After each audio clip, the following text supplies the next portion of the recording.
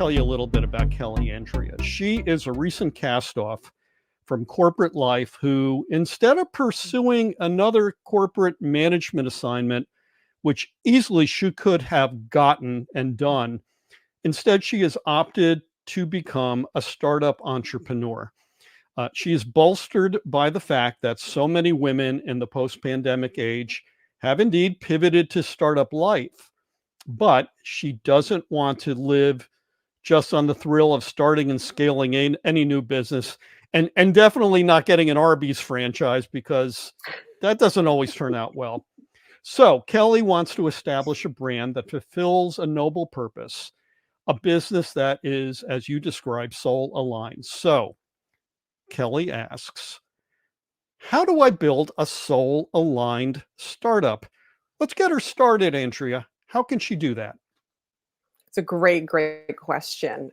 The first thing I would actually say is to really acknowledge that the difference between being in corporate and starting a business, Mm-hmm. and then even looking at the type of business, soul-aligned business, being very different than any other type of business, because how we frame the process at the very beginning of where we're starting that will affect the actions we take and how we actually move forward. Mm-hmm. So I'll break that down for you a little bit. So first of all, to acknowledge what actually brings success in the corporate world is often actually in direct conflict to what will bring you success in building a soul-aligned business. This is something I see often. People fall into the trap of like, well, okay, I made it successful in corporate. I'll just take everything I learned and bring it on over. And unfortunately, it doesn't work. It's a very different way of doing things. So it's first of all acknowledging that there's going to be different things you have to do and different ways to approach things that you might not see when you first start off.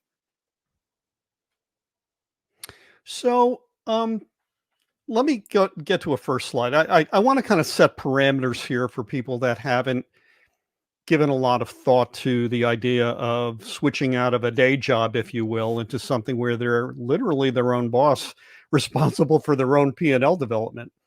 So the why do people launch startups? And I got this off of ruby.com. It says the most common reason is the same reason you'd find in an introductory economics textbook: to capitalize on financial opportunities. Yeah, well, duh. You know, that makes sense to a point, but it doesn't explain why people want to launch soul-aligned startups. And this is an interesting thing, which is to say, and we'll talk about this. This really took hold with the pandemic.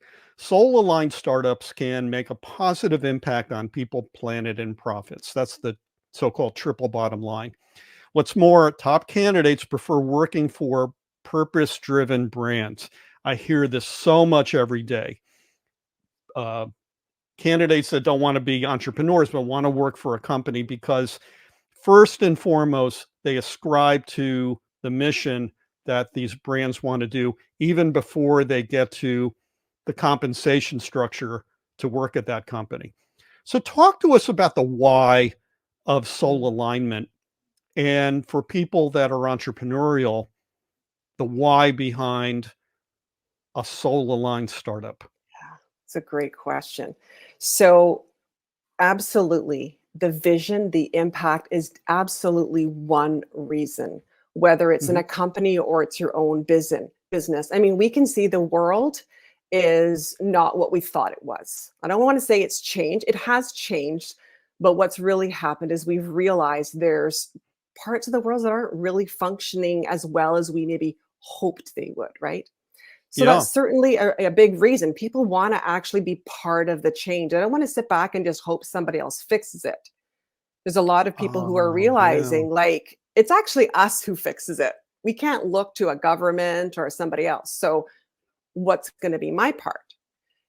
So that's absolutely one of the main reasons. Another really big reason is, for most people, when you're in corporate, you fit in. So you're like this person over here, right?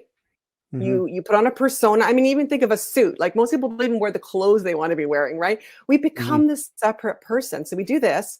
And then here we are in the rest of our life. And Mm. it's exhausting doing that. It is really and really exhausting. And people are, I believe, and from what I talk to and who I work with clients, they're tired of being two separate people.